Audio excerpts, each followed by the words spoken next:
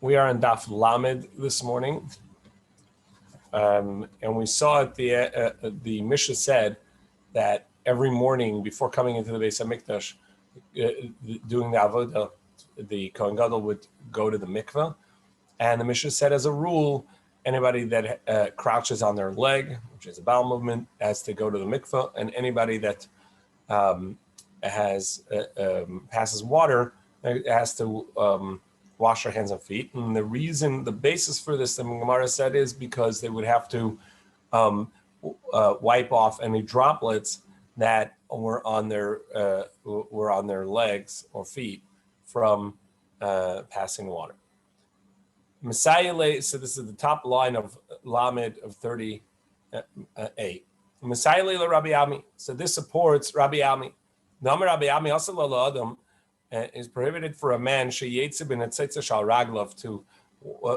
go walk out with droplets still on his feet, because it looks like he has the urethra is cut. In other words, he has an anatomical abnormality which could cause him not to be able to have children and make him infertile. And yet he has children. So people are going to say, look, I know that he can't have children because I saw the droplets on his legs, which means that he has an anatomical abnormality which would make him infertile. And yet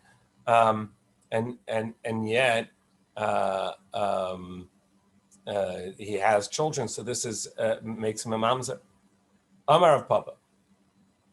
So Rav Papa said, there's another halacha. If somebody did not clean themselves well after a bowel movement, and there's bodily waste there, so also likras Kriya Shema, he may not read Kriya Shema.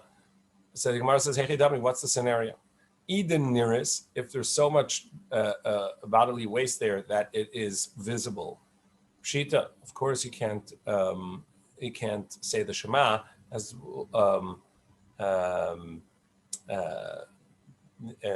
there's bodily waste on it. If it's not visible, so then it's in the crevices of the body, and so Torah is not given to angels. So no, we need it for a case, the Yoshev inerus, that while sitting it could be visible, but while standing it wouldn't be visible, and therefore he's saying that you're still not allowed to say the Shema. So one has to clean himself and be properly ready for standing before Hashem, for davening and for reading the Shema. Gemara says, why is it different than if someone has human waste on their body somewhere which isn't enough to invalidate someone? It says Tzayal B'Sarei, so there's waste on the body, or he's standing outside of a bathroom and his hand is in the bathroom, which is something they would sometimes do if someone who was in the bathroom and needed and was afraid when these were outhouses. And so someone would put their hand in the window to keep them sort of company, but he's entirely outside, besides for his hand sticking in the window. It's a question, can he daven or not? Ravuna Mamutar Likris. Ravuna says he's allowed to daven and say Shema.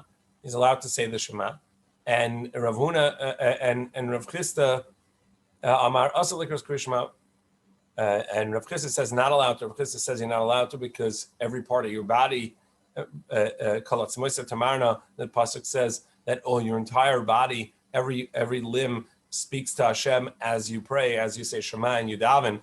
And so therefore you couldn't. But Rav Huna says that one may say the Shema.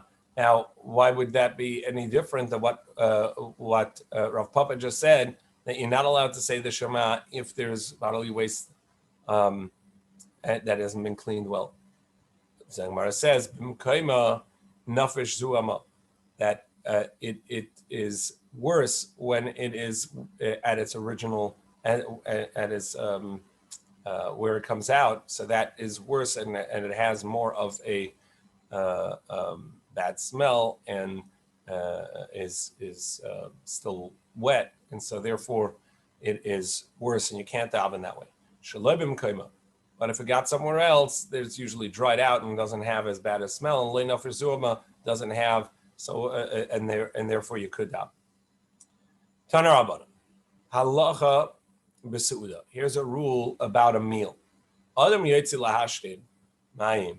If somebody's goes out to pass water during a meal, noitel yodei achas. When he comes back, he has to wash one hand, and this is the hand assumed to be used to wipe off the droplets from his foot. Noitel yodei achas v'nichnas, and then he goes back into the meal. Diberim chaverei.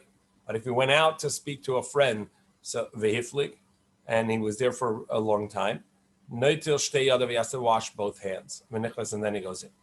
Now the idea is that we wash our hands before a meal, but you have to also wash your hands when there's a break from that original washing, because maybe your hands touch something that are unclean, that would be unclean. And going to the bathroom is also counts as going to something unclean, and you have to wash your hands. Water was scarce enough that it was not easy for people to just wash for no reason, or for extra, to be extra careful. So the Gemara now says, when he does go in and washes his hands, don't wash outside by the bathroom and then come in, because people may be concerned that you won't wash your hands. Unfortunately, even today, people are not careful enough to properly wash their hands, and so for sure back then, where water was scarce and difficult to come by and expensive, that there was a chashad that people would suspect him and say, you're coming back to the meal, you're going to touch the food, and you didn't wash your hands. So Ella, so rather nichnas v'yeshuvim, he comes back into his place, v'noitel shtei yadav, and washes both his hands right there, and then umachzir hatafiach al archim, and then he offers water to anybody else that needs to wash their hands to make sure that they realize that he has washed his hands. However, this is only true in regards to if all he's going to do is drinking. Aval lechol, but if he's about to eat, then he can even wash on the outside and come in. Why? The idea, everybody knows that anina daite, that a person it would be too disgusting for a person to actually eat, where he's going to touch the food and not wash his hands properly. The idea that anina daite. Amar Nachman Yitzchak v'anafilu lishles nami made the yade da anina daite. Nachman Yitzchak says, and for me, everybody knows I can wash outside. Everybody knows I'm so careful with hand washing, that even for just drinking, which I'm going to be touching the cup, not touching the drink itself. Nevertheless, I'm not coming in without washing my hands. They know it, and therefore I don't have to do it in front of anyone. Everybody knows that I'll be very careful about washing hands.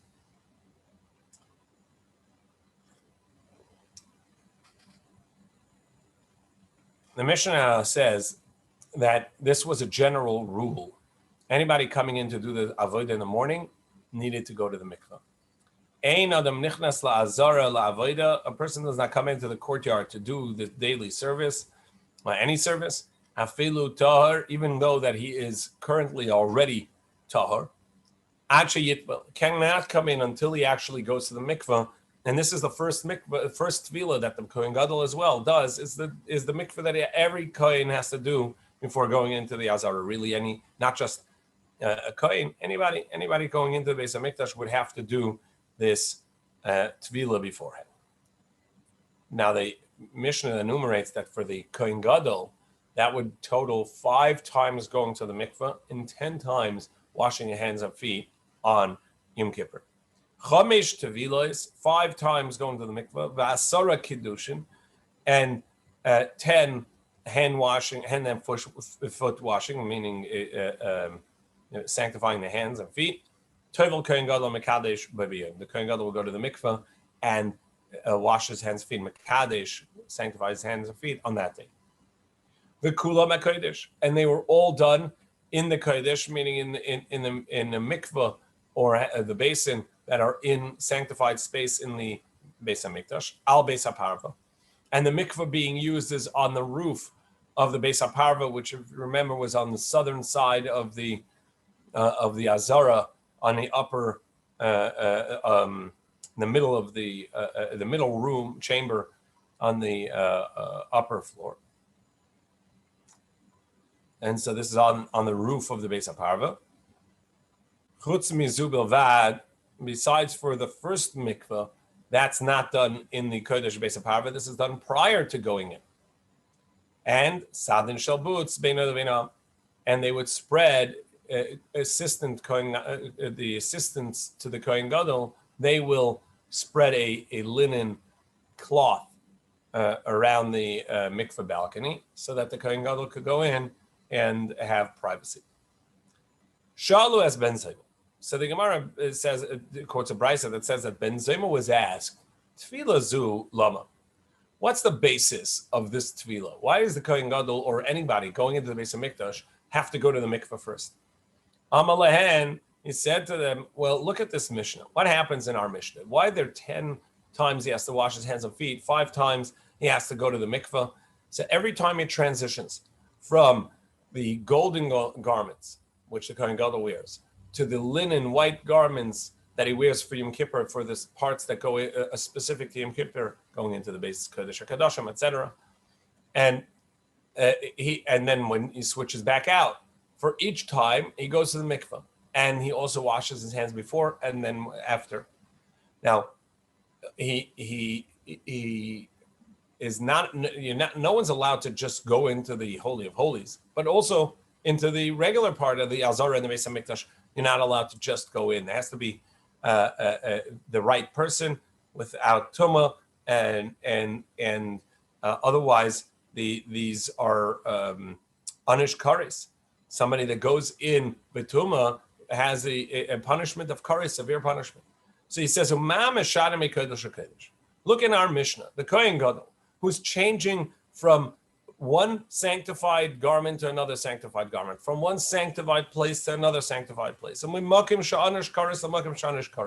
and the severity of the place is the same because it's from a place that that anybody that's tamei goes in gets kares, the severe punishment, and same for the other place as well. So going into the Azara, the Beis HaMikdash, from the Kodesh HaKadoshim into the Beis HaMikdash, that switch requires him going to the mikveh, even though he's already been sanctified.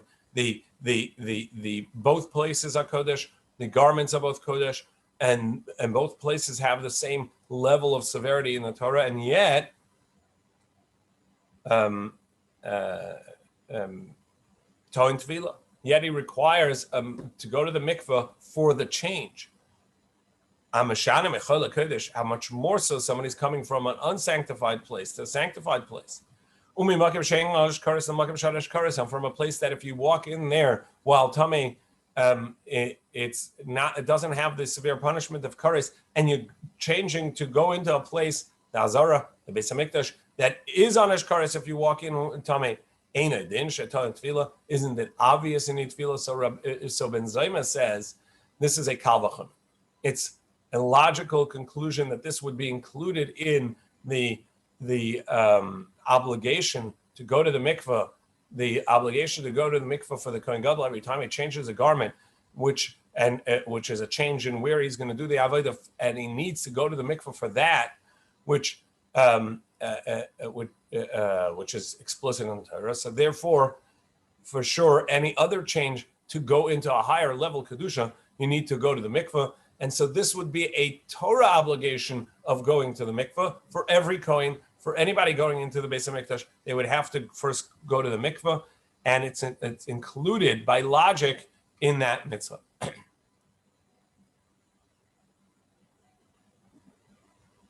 The third to last line of Lamed Amen Aleph. Rabbi Yehuda Eimer, however, Rabbi Yehuda said, Srach Tvila Hizu. No, it's not a Torah obligation. This is a rabbinic obligation, and it's a tevila that's not, that it is just there to cause more contemplation, and it's to bring about more cleanliness. What does that mean? So you should remember an old tuma that's in his hand, yifresh, and separate himself from doing the malacha. So they're gonna tell him, you got to go to the mikveh. He says, well, I haven't started anything yet. Why am I going to the mikveh? I'm not tummy. Wait, maybe I am tummy. Well, this and this happened. They'll ask a question, figure it out, and we'll realize that even if he goes to mikveh now, he can't do the avodah that day because he's a tevul yom. Somebody went to mikveh that day and the sun hadn't set, and this will help him remember having become tummy. So that's the reason to going into the every time somebody comes to the Beis Hamikdash, he would have to go to the mikveh, and it'll help him remember an old tumah. Now, for the Kohen Gadol himself, this is a question. He shouldn't need that because he's been separated for 7 days. He's gone to the mikveh and had the mechatas, the red heifer water, spritzed on him, and so he, at this point, is not going to be at full yom anyhow. But nevertheless, as a general rule, anybody coming in has to go to the mikveh, so the Kohen Gadol also has to go to the mikveh for this very reason. And so, according to Ben Zoma, this is a Torah obligation as a Kal V'chomer, and according to Rabbi Yehuda, this is a d'Rabbanan, a rabbinic obligation, in order to make him think, contemplate, and think, wait, am I tummy? And then, hopefully he'll remember. If there is an old tumah that he forgot about, he'll remember about it, and then he will hold back from going into the Beis Hamikdash at this point. But my kamipalgi.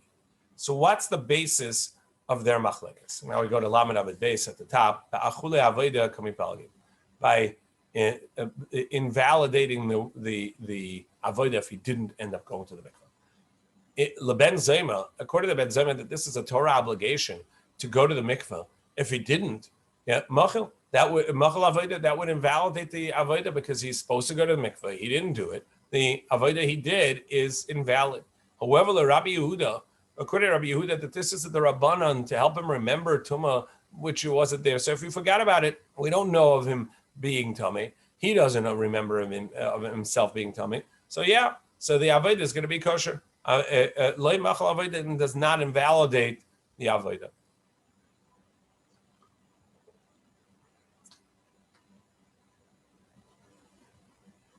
So the Gemara is going to challenge that. We just said, according to Ben Zoma, if a Kohen Gadol, anybody that goes into the Beis Hamikdash without having gone to the mikveh, any service, any avodah he does there is going to be invalid. Really? Even the Kohen Gadol himself that didn't go to the mikveh, it doesn't invalidate. Ula Ben Zoma mi machel? Is that really true? That if he didn't go to the mikveh, he forgot that it's going to be invalid? But Tani, we learned, Kohen Gadol shalei tova al v'lei kiddush. A Kohen Gadol who forgot and didn't go to the mikveh, or didn't wash his hands and feet, bein beged lebeged, between one garment and the other garment as he's switching, which we saw before, and we'll see more of. He needs to go to the mikveh and wash his hands every time. Ubein avodah la'avodah, and between each one of the avodas, he has to wash his hands, and he didn't. Avodasek kshera, nevertheless, the avodah is going to be kosher.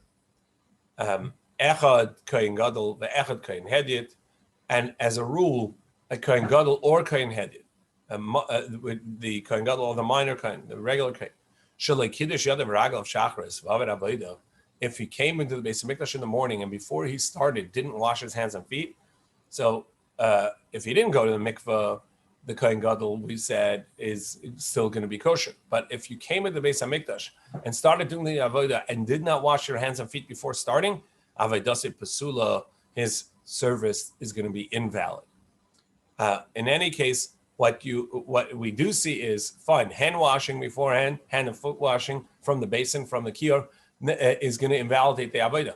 But the not going to the mikveh for the kohen gadol between any one of these steps is going to be and it will not invalidate. And yet over here, you said, according to Ben Zayma, it's going to invalidate the avodah of the Kohen Gadol, and he learns it from where? From the Kohen Gadol. The Kohen Gadol himself is not going to be invalid if he doesn't do, if he skips the mikvah. Ela lamekim alabase.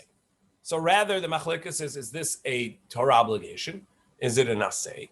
Or is it derabanan? So according to Ben Zayma, it's a naseh, and according to Torah obligation, a mitzvah, and according to Rabbi Yehuda, it's not. The Ben Zayma koibah saying, the Rabbi Yehuda le koibah saying. Now the Gemara challenges the other way around. Umi isle le Rabbi Yehuda haisvara. Is this really true, according to Rabbi Yehuda, that anybody coming into the Beis Hamikdash needs to first tovel, needs to go to the mikvah first? This whole idea doesn't seem to be true according to Rabbi Yehuda. Vatani, we learned mitzayra tovel v'aymed. A mitzayra, that somebody that had let's call it leprosy, had a tzaras, and he is outside of the community for 7 days, and now he comes back in, and he needs a tahara process, and so he brings the karbanos of a mitzvah, the offerings of the mitzvah, and a part of it is that he would need to stick in his thumb into the azara in order to get the blood of the carbon, the asham, and the oils from his offering that would have to go on his thumb, and so he's going to his big toe as well, right? So he's going to have to stick them in. So he first has to go to the mikvah. So he's going to go to the mikvah. He already has gone to the mikvah on the 7th day, and today, the 8th day, when he comes in, he's going to go to the mikvah again, bring his karbanos, and stand in Shar Nikanor, and he's going to stand in the Nikanor gate, where we've seen in the Gemara that the all the gates, the depth of the wall of the Beis Hamikdash itself was also sanctified, and so it's going to be a part of the Azara, and he's not allowed to stand in there, besides for the gate of Nikanor, where the depth is not sanctified, so he can stand in the door frame, in the doorway itself, which was pretty thick, and stick his thumb and toe in so that he could get these anointments on them.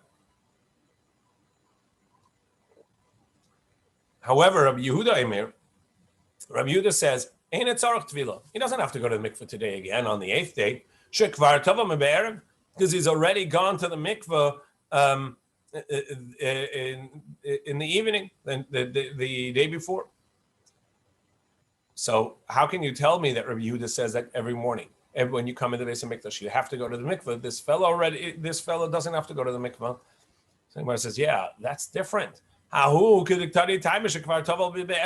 There, the Rabbi Yehuda says the reason, not because you never have to go to the mikveh before coming in, it's just rather this person already went to the mikveh. He doesn't have to go in the morning when he comes to the courtyard, because he already went the night before. Rabbi Yehuda told us a few moments ago, what's the reason of going to the mikveh every day? To remind you, perhaps you forgot you were tamei previously. Yeah, that's true if you hadn't gone to the mikveh for a while, so you have to try remember, are you tamei? Do you need to go to the mikveh? Go to the mikveh so that you'll remember, and then you'll separate and not come in if you were indeed tamei and need to wait for sunset before you could come in. However, this person, the Mitzvah, has already gone through the Tahara process and went to the mikveh last night. So he doesn't need to remember, oh, maybe I was Tameh or something. He's been involved with Tumah the whole month, or the whole week. He already knows that he's Tar, and so therefore there is no question from the fact that the Mitzvah doesn't have to go in the mikveh in the morning, because he already went the night before, as he explained. So the Gemara says, yeah, that's so obvious to the Karli, Makarli. What did the questioner even think? Obviously, Rabbi Yehuda said the reason is uniquely and specifically the Mitzvah doesn't have to go to the mikveh because he went the night before. So Gemara says no, because he wanted to ask a different contradiction on this halacha itself. Because Rabbi Yehuda says that the Mitzvah doesn't have to go to the mikveh. However, we learned Lishkas HaMitzaroim, that there was a chamber called the Mitzorah's chamber. We saw this. This is in the lower courtyard in the Ezras Nashim. There was a chamber called the Mitzorah's chamber. Shesham Mitzorahim Tevim. When there, the Mitzvah would go to the mikveh in order to be able to come into the Azara. So we see that there was a specific need for them to go to the mikveh. What does Rabbi Yehuda say over there? Rabbi Yehuda, not only the Mitzvah has to go to the mikveh, Ela kol adam, every person coming in has to go to the mikveh. That was sort of the mikveh for everybody coming in because they have to go to the mikveh before they come in. Wait, you just told us that the Mitzvah doesn't need to go to the mikveh, and here you say not only the Mitzvah, but everybody has to go to mikveh, meaning including the Mitzvah. The Gemara says like Hashem. Ha the tavil, ha the lay tavil. It depends. Did he already go to the mikveh the night before for his tzaras? So then he doesn't have to go to the mikveh this morning. If he did not, then he has to go to the mikveh in the morning. So Gemara says, wait. So you're offering that perhaps this Mitzvah didn't go to the mikveh yesterday in the evening before sunset. Well, then he can't come into he can't do the avodah today either. He can't bring his carbon because as we know, he's going to need the sun to set after going to the mikveh before he's going to be considered tar. Idolei tavil, he'erev shemesh bay. He's going to need he'erev shemesh, the sun setting after going to the mikveh, as we've seen many times now. That there's a concept of a tavul yoyim. Somebody went to mikveh that day is still not completely Torah until the sun sets. The Mitzvah needs the same, and that's why the Gemara assumed and Rabbi Yehuda assumed that the Mitzvah has already been to the mikveh, and that's why he doesn't need a mikveh in the morning because he has to go to the mikveh before sunset in order to complete his tahara process.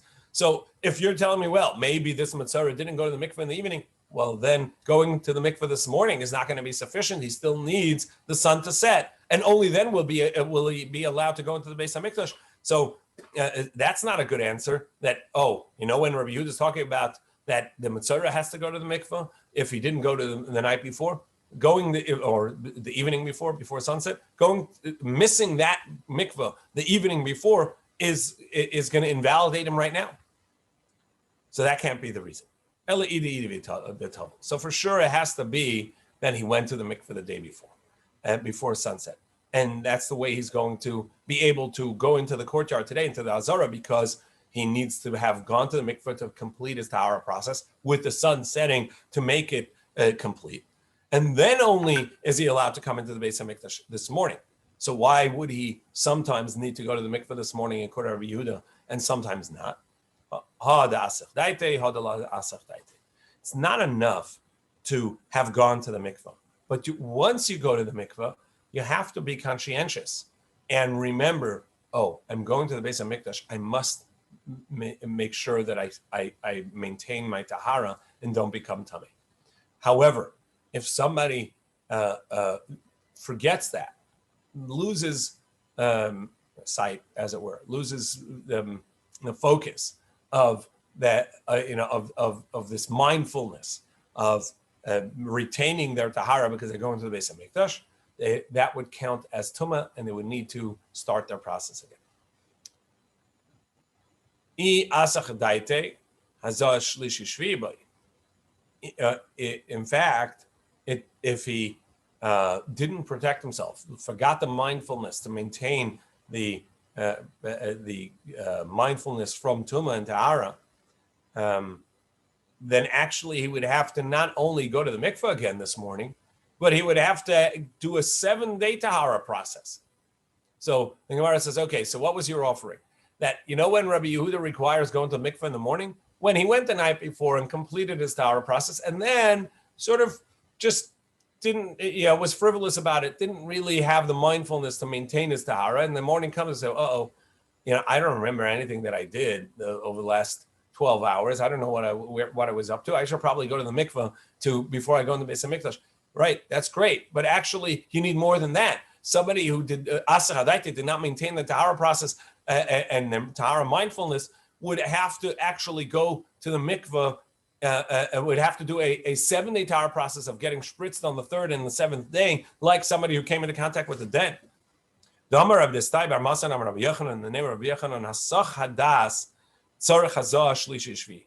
Somebody who loses focus on their tahara actually has to go to the mikveh the 3rd and 7th day and get spritzed on not go to mikveh, get spritzed on the 3rd and 7th day as a from the red heifer water, from the mechatas, as somebody who came into contact with a deceased person. So for sure, he remained focused and mindful. So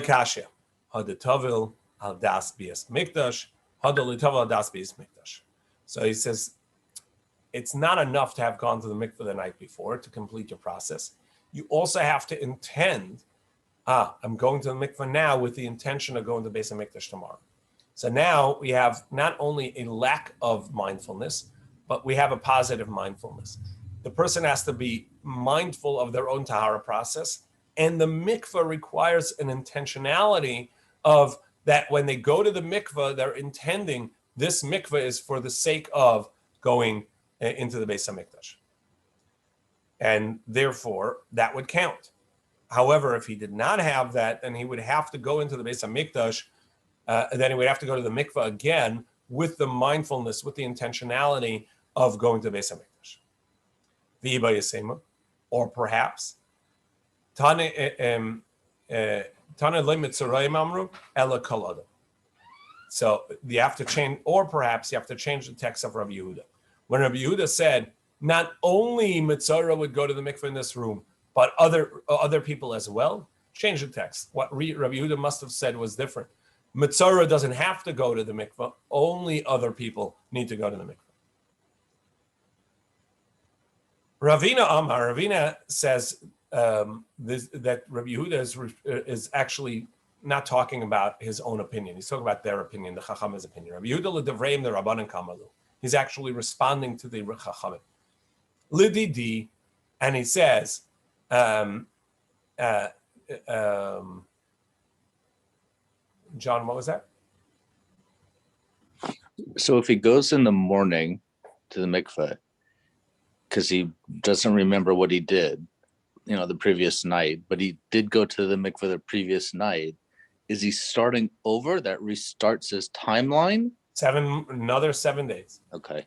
If he forgot what he was doing, he wasn't mindful to maintain his tahara, to keep away from tumah. Who knows what happened?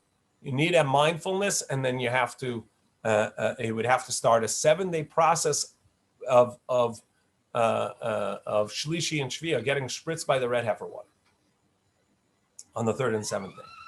So Ravina says, actually, Rabbi Yehuda, it's true. The Brisa says, Rabbi Yehuda said, well, not only a mitzvah, but everybody else has to go to the mikveh as well, meaning a mitzvah has to go to the mikveh. So which we said, wait, according to Rabbi Yehuda, we just said the mitzvah does not need to go to the mikveh. You already went to the mikveh the night before. So the Gemara says that he's actually just responding to them. He's not talking about his own opinion. Lididi mitzvah and sarach tvila. In other words, it's as if he's saying, according to my opinion, mitzvah doesn't have to go to the mikveh at all, right? However, lidithu, but according to you, that you say the mitzvah has to go to the mikveh, why are you calling it the mitzvah's chamber? It's not only the mitzvah that has to go to the mikveh, according to you. Everybody has to go to the mikveh, according to both of us, right? So call it everybody going to the mikveh room. And why are you calling it the mitzvah's chamber? And that's what he's saying. Lidithu, ideally, ezemias, why don't you at least admit to me that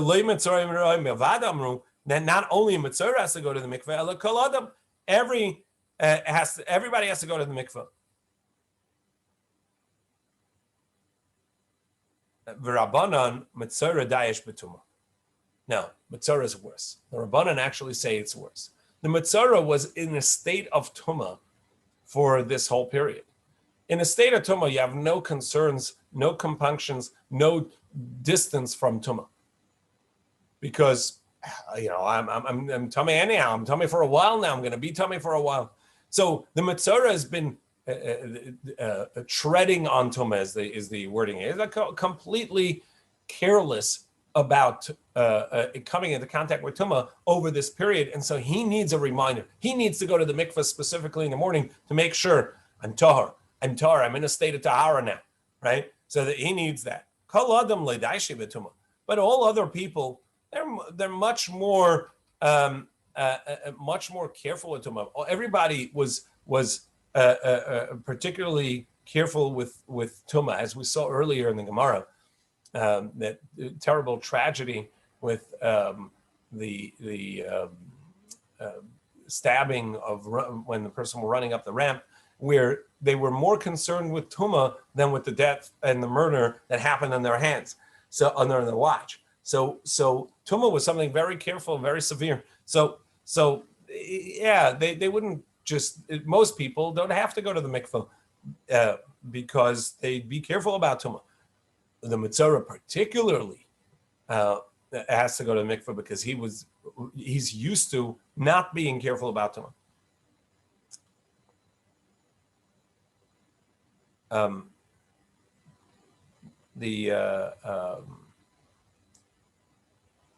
Let's do another couple lines. I want to make a point here. Amalei Abai le Rabbi Yosef. Abai said to Rabbi Yosef, "Neimer Rabbanan the Peligi Alei Rabbi Yehuda ben Keben Zaymas Filu." Let's say the Rabbanan who disagree with Rabbi Yehuda and say that the going to the mikveh for everybody else is not because they were careless, and that's why this is called the chamber of the Mitzrayim, because they were careless about Tumah, so they need a reminder. So they follow the opinion of Ben Zayma. And the reason it taught the opinion of the Mitzorah has to go to the mikveh is to tell you that the strength of, or how strict we have to be with someone who's a Mitzorah. Because as Ben Zayma said, everybody has to go to the mikveh on a Torah level. The Torah obligation is that everybody has to go to the mikveh. And it makes a difference if he went to the mikveh the night before or not. Even a Mitzorah has to go to the mikveh.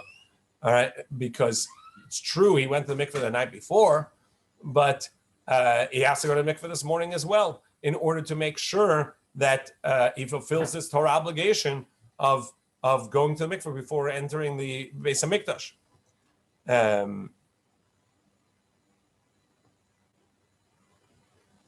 And therefore, when it says that the Mitzorah, according to Rabbi Yehuda, doesn't have to go to the mikveh, that's the main point of this brisa, to tell you that even though, like Ben Zoma said, everybody has to go to the mikveh, Rabbi Yehuda is being lenient by Mitzorah because he went the night before.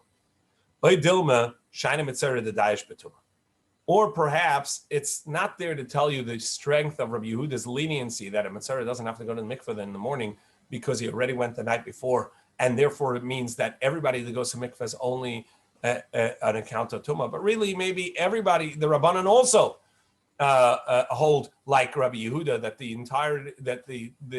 this is not a Torah obligation to go to the mikveh in the morning. It's a rabbinic obligation, and therefore the chiddush of the brisa is to tell you that Mitzorah is worse on account of that they're not careful with Tumah for such a long time. Amar le shani Mitzorah d'daish b'Tumah. Indeed, that's the reason, in order to teach us that the Mitzorah is more lenient. Who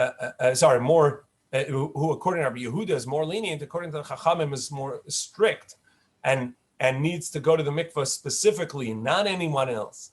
And the reason is because the Mitzorah would have more need to go to the mikveh to bring the consciousness and remembrance of whether they're tamei or not, because they've been careless for such a long time. Okay, so we'll start up from here tomorrow. Just want to point out the concept of tumah, and we have the ideas of tumah. We unfortunately don't live with tumah and tahara. We're all tamei all the time. However, if we think about what's going on here, this is a tremendous teaching in the mindfulness of a person. Going to the mikveh, to enter the Beis HaMikdash, that meant that a person was mindful, not only right now, but for a long time, and on a constant basis of where they are, of who they are, what they're touching, what they're coming into contact with. And that is meant to evoke in a person a constant connectedness and mindfulness to be in the presence of Hashem, and a self-awareness of where I am, what it is that I'm doing. We are are so often we can go through a day from the morning to night, and we're asleep. We're on autopilot, just doing the same things I do every day. Wake up, brush teeth, go to work, do the things I do, and have no awareness, essentially, of self-awareness on a moment-to-moment basis of who I am and what I am and what it is that I'm intending to do or meaning to do. And as we get closer to Shavuos, and as we get the concepts of Tumah and Tara and the Kabbalah Satorah, the 3 days of separation to prepare for Torah, this is the idea of the mindfulness and the constant awareness of who I am, what I am, and what I'm here to do.